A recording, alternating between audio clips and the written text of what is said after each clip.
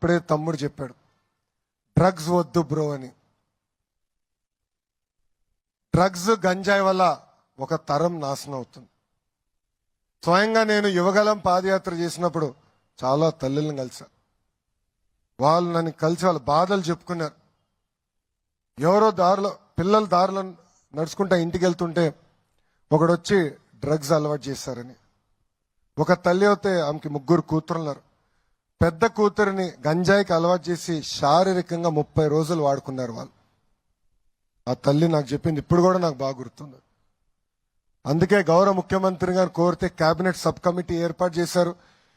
Eagle పేరుతో ఒక ప్రత్యేక టాస్క్ ఫోర్స్ చేశారు. ఈ డ్రగ్స్ ఎక్కడ పండిస్తున్నారో, ఎక్కడ ప్రాసెస్ చేస్తున్నారో, ఎక్కడ తయారు చేస్తున్నారో ముఖ కంఠంతో యుద్ధం మనం ప్రకటించుకున్నాం.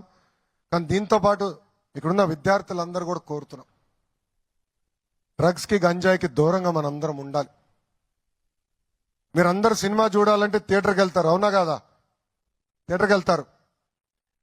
అక్కడ సినిమా వేసే ముందల ఒక వ్యక్తి వస్తారు. అతని పేరు గుర్తుందా?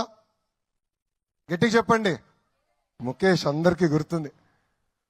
ముఖేష్ కి క్యాన్సర్ వస్తుంది. క్యాన్సర్ తో చాలా బాధపడుతూ ఉంటాడు. మాట్లాడలేకపోతారు.